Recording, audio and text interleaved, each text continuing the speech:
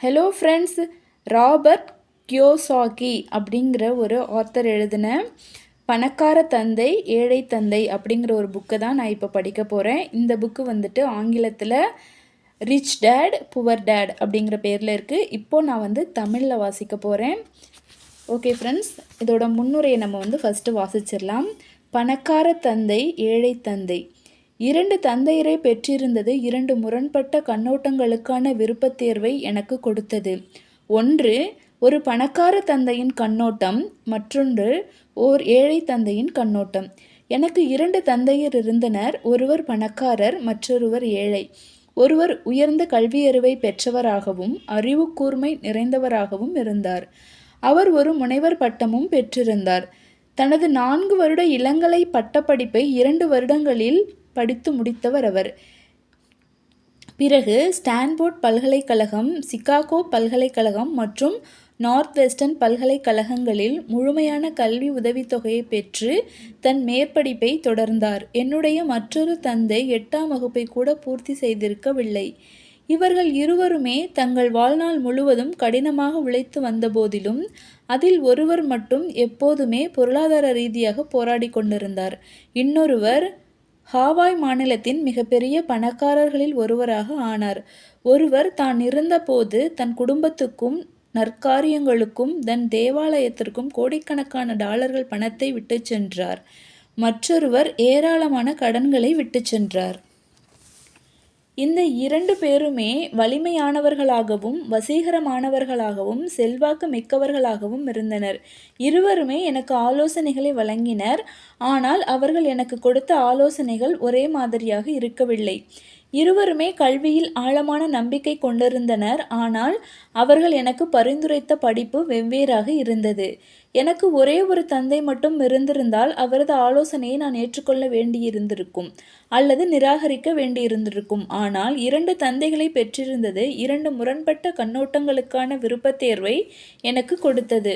ஒன்று ஒரு பணக்கார தந்தையின் கண்ணோட்டம், மற்றொன்று ஒரு ஏழை தந்தையின் கண்ணோட்டம். அவர்களில் ஒருவர் கூறுவதை ஏற்றுக்கொள்வதற்கோ அல்லது மறுப்பதற்கோ பதிலாக அவர்கள் இருவரும் கூறியவற்றை பற்றி நான் தீவிரமாக சிந்தித்தேன். அவற்றை ஒப்பிட்டு பார்த்தேன். பிறகு என் விருப்பப்படி தேர்ந்தெடுத்தேன். பிரச்சனை என்னவென்றால், பணக்கார தந்தை அந்த நேரத்தில் பணக்காரர் ஆகியிருக்கவில்லை. ஏழை தந்தையும் ஏழையாக ஆகியிருக்கவில்லை. இருவருமே அப்போதுதான் தத்தம் தொழில் வாழ்க்கையை துவங்கியிருந்தனர். இருவருமே பணம் மற்றும் குடும்பம் குறித்து போராடி கொண்டிருந்தனர். ஆனால் அவர்கள் இருவரும் பணத்தை பற்றி வெவ்வேறு கண்ணோட்டங்களை கொண்டிருந்தனர். எடுத்துக்காட்டாக, ஒரு தந்தை பணத்தின் மீதான காதல்தான் தீயவை அனைத்திற்கும் மூல காரணம் என்று கூறுவார். இன்னொருவர் பணமின்மைதான் தீயவை அனைத்திற்கும் மூல காரணம் என்று கூறுவார். 2 வலிமையான தந்தைமார்கள் ஒரே நேரத்தில் என் மீது தாக்கம் ஏற்படுத்தி கொண்டிருந்தது சிறுவனாக இருந்த எனக்கு சிரமமாக இருந்தது. நான் ஒரு நல்ல மகனாகவும் அவர்கள் கூறுவதை கவனமாக காது கொடுத்து கேட்பவனாகவும் இருக்க விரும்பினேன்.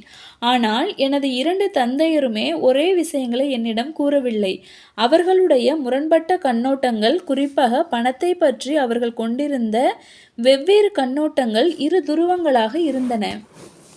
இது என்னுடைய ஆர்வத்தை தூண்டியது. அவர்கள் இருவரும் கூறிக்கொண்டிருந்த விஷயங்களை பற்றி நான் ஆழமாக சிந்திக்க துவங்கினேன்.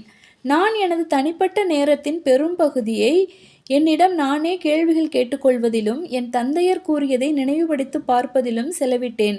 அவர் ஏன் அவ்வாறு கூறுகிறார் என்று என்னிடம் நானே கேட்டுவிட்டு என்னுடைய இன்னொரு தந்தை கூறிய விஷயத்தை நினைத்து பார்த்து அதே கேள்வியை நான் மீண்டும் கேட்டேன். ஆமாம், அவர் கூறுவது சரிதான், நான் அதை ஒப்புக்கொள்கிறேன் என்று கூறுவது எளிதான காரியமாக இருந்திருக்கும். அல்லது தான் என்ன கூறிக்கொண்டிருக்கிறோம் என்று அந்த கிழவருக்கு தெரியவில்லை என்று கூறி அவரது கண்ணோட்டத்தை நிராகரிப்பது எனக்கு எளிதானதாக இருந்திருக்கும். மாறாக, நான் அன்பு செலுத்திய 2 தந்தையரை நான் பெற்றிருந்தது நான் சிந்திப்பதற்கும் இறுதியில் எனக்கென்று ஒரு சிந்தனை முறையை தேர்ந்தெடுப்பதற்கும் எனக்கு வாய்ப்பளித்தது. வெறுமனே ஒருவருடைய கண்ணோட்டத்தை ஏற்றுக்கொள்வதற்கு அல்லது நிராகரிப்பதற்கு பதிலாக இவ்வாறு சிந்தித்து தேர்ந்தெடுத்து காலப்போக்கில் எனக்கு மிகவும் தேர்ந்தெடுத்தது காலப்போக்கில் எனக்கு மிகவும் மதிப்பு வாய்ந்த ஒன்றாக விளங்கியது. பணக்காரர்கள் மேலும் பணக்காரர்கள் ஆவதற்கு, ஏழைகள் மேலும் ஏழைகளாக ஆவதற்கும், நடுத்தர வர்க்கத்தைச் சேர்ந்த மக்கள் கடன்களில் தத்தளிப்பதற்குமான காரணங்களில் ஒன்று பணத்தை பற்றி வீட்டில் மட்டுமே கற்றுக் கொடுக்கப்படுகிறது, பள்ளிக்கூடத்தில் அல்ல என்பது. பணத்தை பற்றி நம்மில் பெரும்பாலானவர்கள் நமது பெற்றோர்களிடமிருந்து தான் கற்றுக்கொள்கிறோம். அப்படி இருக்கும்போது பணத்தை பற்றி ஏழை பெற்றோர்களால் தங்கள் குழந்தைகளிடம் என்ன கூற முடியும்? அவர்கள் வெறுமனே ஒழுங்காக பள்ளிக்கு சென்று கடினமாக படி என்று கூறுகின்றனர். அக்குழந்தைகள் நன்றாக படித்து சிறப்பாக பட்டம் பெறக்கூடும். ஆனால் அவர்களிடம் ஒரு ஏழையின் பொருளாதார மனப்போக்கும் பயிற்றுவிப்பும் மட்டுமே இருக்கும். பணத்தை பற்றி பள்ளிகளில் கற்றுக் கொடுக்கப்படுவதில்லை என்பது வருத்தத்திற்குரிய விஷயம். பள்ளிகள் கல்வியின் மீதும் தொழில்முறை திறமைகள் மீதும் தான் கவனம் செலுத்துகின்றனவே அன்றி பொருளாதார திறமைகள் மீது அல்ல. கல்லூரிகளில் சிறந்த மதிப்பெண்களை பெற்ற சாமர்த்தியமான வங்கியாளர்களும் மருத்துவர்களும் கணக்காளர்களும் தங்கள் வாழ்வில் பொருளாதார ரீதியாக போராடி கொண்டிருப்பதற்கு இதுதான் காரணம். பணத்தை பற்றி குறைவான பயிற்சி பெற்றுள்ள அல்லது எந்த பயிற்சியும் பெற்றிராத ஆனால் அதிகமாக படித்த அரசியல்வாதிகளும் அரசாங்க அதிகாரிகளும் நாட்டின் பொருளாதார தீர்மானங்களை மேற்கொள்வதுதான் நம் நாடு பெரும் கடனுக்கு ஆளாகி இருப்பதற்கு முக்கிய காரணம். கோடிக்கணக்கான மக்களுக்கு பொருளாதார உதவியும் மருத்துவ உதவியும் தேவைப்படும் காலம் வரும்போது என்ன நிகழும் என்று இன்று நான் அடிக்கடி வியக்கிறேன். அவர்கள் பொருளாதார உதவிக்காக தங்கள் குடும்பங்களை அல்லது அரசாங்கத்தை சார்ந்திருப்பார்கள். அரசாங்கத்தின் மருத்துவ காப்பு மற்றும் சமூக பாதுகாப்பு துறைகளில் உள்ள பணம் முழுவதும் காலியாகிவிட்டால் என்ன நிகழும்? குழந்தைகளுக்கு பணத்தை பற்றி கற்றுக் கொடுக்கும் பணி ஏற்கனவே ஏழையாக இருக்கின்ற அல்லது ஏழையாக ஆகப் போகின்ற பெற்றோரிடம் தொடர்ந்து விட்டு வைக்கப்பட்டால் ஒரு நாடு எப்படி பிழைத்திருக்கும்? செல்வாக்கு நிறைந்த 2 தந்தையர் எனக்கு இருந்ததால் நான் இருவரிடமிருந்தும் கற்றேன். ஒவ்வொரு தந்தையின் அறிவுரையையும் பற்றி நான் சிந்தித்து பார்க்க வேண்டியிருந்தது. நான் அவ்வாறு செய்தது ஒருவர் தனது வாழ்க்கையை குறித்து கொண்டிருக்கும் எண்ணங்கள் எவ்வளவு சக்தி வாய்ந்தவை என்பதை பற்றியும் அவற்றின் தீவிரமான தாக்கத்தை பற்றியும் மதிப்பு வாய்ந்த உள்நோக்கங்களை எனக்கு கொடுத்தது. எடுத்துக்காட்டாக, என்னுடைய ஒரு தந்தை எனக்கு அது கட்டுப்படியாகாது என்று கூறும் பழக்கத்தை கொண்டிருந்தார். எனது இன்னொரு தந்தை நான் இந்த வார்த்தைகளை கூறக்கூடாது என்று எனக்கு கட்டளையிட்டிருந்தார். இது எனக்கு கட்டுப்படியாவதற்கு நான் என்ன செய்ய வேண்டும் என்று நான் கேட்க வேண்டும் என்று அவர் என்னிடம் வலியுறுத்தினார். முதலாவது ஒரு வாக்கியம், இரண்டாவது ஒரு கேள்வி. ஒன்று நீங்கள் உங்கள் பொறுப்பை தட்டி கழிக்கும்படி செய்கிறது, மற்றொன்று நீங்கள் சிந்திப்பதற்கு உங்களை கட்டாயப்படுத்துகிறது. எனக்கு அது கட்டுப்படியாகாது என்ற வார்த்தைகளை ஒருவர் கூறும்போது அவரது மூளை வேலை செய்வதை நிறுத்திவிடுகிறது என்று விரைவில் பணக்காரராக ஆகவிருந்த எனது தந்தை எனக்கு விளக்கமளித்தார். நீங்கள் விரும்பும் அனைத்தையும் நீங்கள் வாங்க வேண்டும் என்று அவர் கூறவில்லை. உலகிலேயே மிக அதிக சக்தி வாய்ந்த கணினியான உங்கள் மனத்தை பயிற்றுவிப்பதில் அவர் தீவிரமாக இருந்தார். அவர் என்னிடம், நான் ஒவ்வொரு நாளும் என் மூளையை பயிற்றுவிப்பதால் அது நாளுக்கு நாள் வலிமையடைந்து கொண்டே இருக்கிறது. அது எவ்வளவுக்கு எவ்வளவு வலிமை அடைகிறதோ என்னால் அவ்வளவுக்கு அவ்வளவு அதிகமான பணத்தை சம்பாதிக்க முடியும் என்று கூறுவார். எனக்கு அது கட்டுப்படியாகாது என்று கூறுவது மன சோம்பேறித்தனத்தின் அறிகுறி என்று அவர் நம்பினார். 2 தந்தையருமே கடின உழைப்பாளிகள் என்றாலும் கூட பொருளாதாரம் என்று வந்தபோது என்னுடைய ஒரு தந்தை தன் மூளையை தூங்கச் செய்யும் பழக்கத்தை கொண்டிருந்தார் என்பதையும் இன்னொருவர் தன் மூளையை பயிற்றுவிக்கும் பழக்கத்தை கொண்டிருந்தார் என்பதையும் நான் கவனித்தேன். இதன் விளைவாக காலப்போக்கில் ஒரு தந்தை பொருளாதார ரீதியாக வலிமையடைந்தார், இன்னொருவர் பலவீனமடைந்தார். தினமும் உடற்பயிற்சி நிலையத்திற்கு சென்று உடற்பயிற்சி செய்பவருக்கும் எந்நேரமும் வீட்டில் படுத்துக்கொண்டு தொலைக்காட்சி பார்க்கும் ஒருவருக்கும் இடையேயான உள்ள வித்தியாசத்தை போன்றதுதான் இது. முறையான உடற்பயிற்சி உங்கள் ஆரோக்கியத்திற்கான வாய்ப்புகளை அதிகரிக்கிறது. அதேபோல் முறையான உளப்பயிற்சி செல்வத்திற்கான உங்கள் வாய்ப்புகளை அதிகரிக்கிறது. என்னுடைய 2 தந்தையரும் எதிரெதிரான மனப்போக்குகளை கொண்டிருந்தனர். அது அவர்கள் சிந்தித்த விதத்தில் தாக்கத்தை ஏற்படுத்தியது. பண வசதி இல்லாதவர்களுக்கு உதவுவதற்கு பணக்காரர்கள் அதிக வரிகள் செலுத்த வேண்டும் என்று ஒரு தந்தை நினைத்தார். இன்னொருவர், உற்பத்தி செய்பவர்களை வரிகள் தண்டிக்கின்றன, உற்பத்தி செய்பவர்களுக்கு அவை வெகு அளிக்கின்றன என்று கூறினார். ஒரு நல்ல நிறுவனத்தில் ஒரு வேலையை தேடிக்கொள்ளும் விதத்தில் கடினமாக படி என்று ஒரு தந்தை பரிந்துரைத்தார். ஒரு நல்ல நிறுவனத்தை விலைக்கு வாங்கும் விதத்தில் நன்றாக படி என்று இன்னொருவர் பரிந்துரைத்தார்.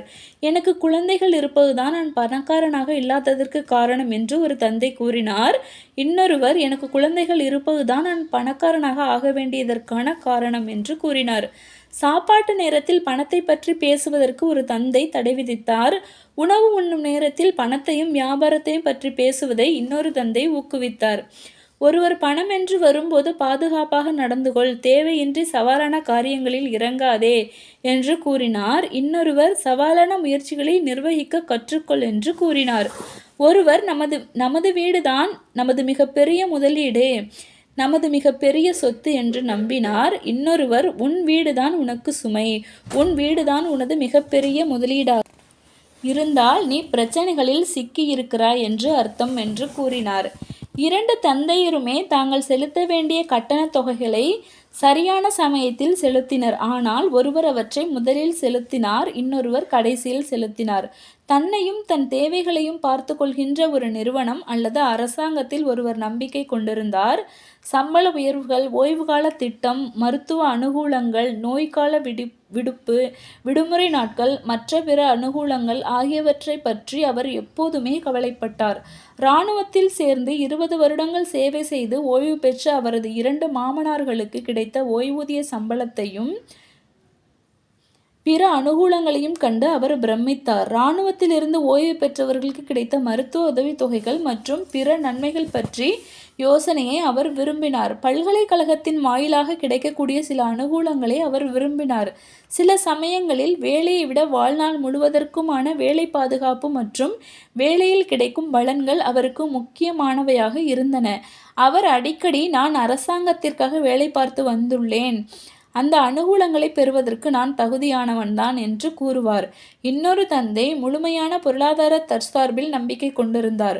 உதவித்தொகையை பெறுவதற்கு தான் தகுதியானவன் என்று சிலர் கொண்டிருந்த மனப்போக்கிற்கு எதிராக அவர் பேசினார். அது பலவீனமான பொருளாதார தேவைகளை கொண்ட மக்களை உருவாக்குவதாக அவர் குற்றம் சாட்டினார். மாறாக பொருளாதார ரீதியாக திறமையாக இருப்பதை அவர் வலியுறுத்தினார். ஒரு தந்தை ஒரு சில டாலர்களை சேமிப்பதற்கு திணறினார். இன்னொருவர் முதலீடுகளை உருவாக்கினார். ஒரு நல்ல வேலை கிடைப்பதற்காக ஒரு சுய தகவல் தொகுப்பை எவ்வாறு எழுத வேண்டும் என்று ஒரு தந்தை எனக்கு கற்றுக் கொடுத்தார்.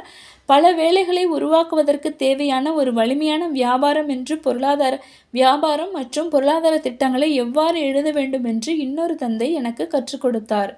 2 வித்தியாசமான தந்தையினரின் கீழ் வளர்ந்தது வெவ்வேறு எண்ணங்கள் ஒருவரது வாழ்க்கையில் ஏற்படுத்தக்கூடிய விளைவுகளை கண்காணிப்பதற்கு எனக்கு வாய்ப்பு கொடுத்தது. மக்கள் உண்மையிலேயே தங்கள் எண்ணங்கள் மூலமாக தங்கள் வாழ்க்கையை வடிவமைப்பதை நான் கவனித்தேன். எடுத்துக்காட்டாக, எனது ஏழை தந்தை எப்போதும் நான் ஒருபோதும் பணக்காரனாக ஆகப்போவதில்லை என்று கூறினார். அவர் தீர்க்க தரிசனம் நிஜமானது. மறுபுறம் எனது பணக்கார தந்தை ஒருபோதும் தன்னை ஒரு பணக்காரனாகவே குறிப்பிட்டார். நான் ஒரு பணக்காரன், பணக்காரர்கள் இக்காரியத்தை செய்வதில்லை என்பது போன்ற விஷயங்களை அவர் கூறுவார். ஒரு பெரும் பொருளாதார பின்னடைவுக்கு பிறகு பொருளாதார ரீதியாக அவர் போனபோது கூட தொடர்ந்து தன்னை ஒரு பணக்காரனாகவே அவர் குறிப்பிட்டு வந்தார். ஏழையாக இருப்பதற்கும் நொடிந்து போயிருப்பதற்கும் இடையே ஒரு வித்தியாசம் உள்ளது. நொடிந்து போயிருப்பது தற்காலிகமானது, ஏழையாக இருப்பது நிரந்தரமானது என்று அவர் கூறுவார். என் ஏழை தந்தை எனக்கு பணத்தில் ஆர்வமில்லை அல்லது பணத்தில் எனக்கு அக்கறை இல்லை என்று கூறுவார். என் பணக்கார தந்தை எப்போதும் பணம்தான் சக்தி என்று கூறுவார். நம் எண்ணங்களின் சக்தியை நம்மால் ஒருபோதும் அளவிடவோ அல்லது வியந்து பாராட்டவோ முடியாது. ஆனால் என் எண்ணங்கள் குறித்து நான் விழிப்புணர்வுடன் இருக்க வேண்டும் என்பதும், நான் எவ்வாறு என்னை வெளிப்படுத்திக் கொள்கிறேன் என்பதும் எவ்வளவு முக்கியம் என்பது ஒரு சிறுவனாக இருந்தபோதே எனக்கு வெளிப்படையாக தெரிந்தது. என் ஏழை தந்தை எப்போதும் ஏழை தந்தையாகவே இருந்தார் என்பதை நான் கவனித்தேன். அவரது வருவாய் அதற்கு காரணமல்ல, ஏனெனில் அவர் குறிப்பிடத்தக்க அளவு சம்பாதித்தார். அவர் ஏழையாக இருந்ததற்கு காரணம் அவரது எண்ணங்களும் நடவடிக்கைகளும் தான். 2 தந்தையரை பெற்றிருந்த ஒரு சிறுவன் என்ற முறையில் அவர்கள் இருவரில் யாருடைய எண்ணங்களை எனது சொந்த எண்ணங்களாக சுவீகரித்து கொள்ள நான் தேர்ந்தெடுத்தேன் என்பது பற்றி நான் நன்றாகவே அறிந்திருந்தேன். நான் என் என் பணக்கார தந்தை கூறுவதை கேட்க வேண்டுமா அல்லது ஏழை தந்தை கூறுவதற்கு செவிமடுக்க வேண்டுமா? ஏழையாக இருவருமே கல்வியின் மீதும் கற்றலின் மீதும் அளப்பரிய மதிப்பு வைத்திருந்தாலும் கூட எதை கற்றுக்கொள்வது முக்கியம் என்பது குறித்து அவர்கள் முரண்பட்டனர். நான் கடினமாக படிக்க வேண்டும், ஒரு பட்டம் பெற வேண்டும், பணத்தை சம்பாதிப்பதற்கு ஒரு நல்ல வேலையை பெற வேண்டும் என்று ஒரு தந்தை விரும்பினார்.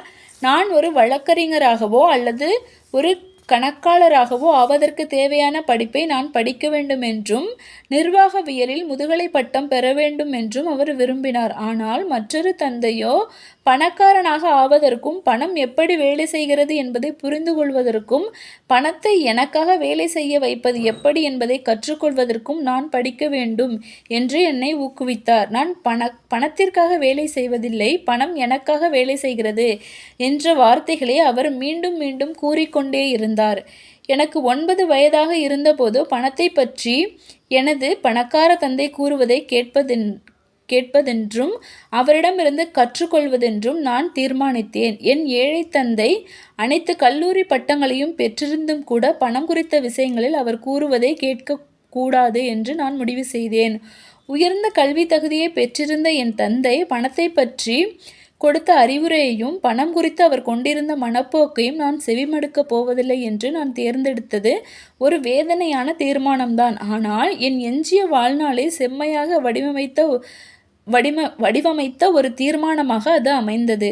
யார் கூறுவதை காது கொடுத்து கேட்பது என்பது நான் தீர்மானித்த கணிதத்தில் பணத்தை பற்றிய என் படிப்பு துவங்கியது. எனக்கு 39 வயதாகும் வரை என் பணக்கார தந்தை 30 வருடங்களாக பணத்தை பற்றி எனக்கு கற்றுக் கொடுத்தார். என் தலைக்குள் எந்த யோசனைகளை புகுத்துவதற்கு அவர் முயற்சித்து கொண்டிருந்தாரோ அதை நான் அறிந்து கொண்டேன் என்பதையும் முழுமையாக புரிந்து கொண்டேன் என்பதையும் அவர் உணர்ந்த நேரத்தில் எனக்கு கற்பிப்பதை அவர் நிறுத்தினார். பணம் என்பது ஒரு வகையான சக்தி, ஆனால் பொருளாதார கல்வி அதைவிட சக்தி வாய்ந்தது. பணம் வரும் போகும், ஆனால் பணம் எவ்வாறு வேலை செய்கிறது என்பது பற்றி நீங்கள் கற்றிருந்தால் அதன் மீது உங்களால் அதிகாரம் செலுத்த முடியும், செல்வத்தை உருவாக்க துவங்க முடியும். நேர்மறை சிந்தனை மட்டுமே ஒருவருக்கு பலனளிக்காமல் போவதற்கு காரணம், பள்ளிக்கு சென்ற பெரும்பாலான மக்கள் பணம் எவ்வாறு வேலை செய்கிறது என்பதை ஒருபோதும் கற்றுக்கொள்ளாததால் பணத்திற்காக வேலை பார்ப்பதில் தங்கள் வாழ்நாள் முழுவதையும் செலவிடுகின்றனர் என்பதுதான். பணத்தை பற்றிய கல்வி எனக்கு துவங்கப்பட்ட போது நான் வெறும் 9 வயது சிறுவனாக இருந்ததால் என் பணக்கார தந்தை எனக்கு கற்றுக் கொடுத்த பாடங்கள் மிக எளிமையாக இருந்தன. பின்னர் ஆழமான பாடங்களை அவர் கற்றுக் கொடுக்க துவங்கினார். ஆனால் ஒரு 6 முக்கியமான படிப்பினைகளைத்தான் அவர் திரும்ப திரும்ப 30 வருடங்களாக கற்றுக் கொடுத்து வந்தார். இந்த புத்தகம் அந்த 6 முக்கிய படிப்பினைகளை எவ்வளவு எளிமையாக கற்றுக் கொடுத்தாரோ அதே எளிமையான வார்த்தைகளில் அவற்றை இங்கு நான் விளக்குகிறேன். இப்படிப்பினைகள் உள்ள கேள்விக்கான விடைகள் அல்ல, இப்படிப்பினைகள் உங்கள் கேள்விக்கான விடைகள் அல்ல.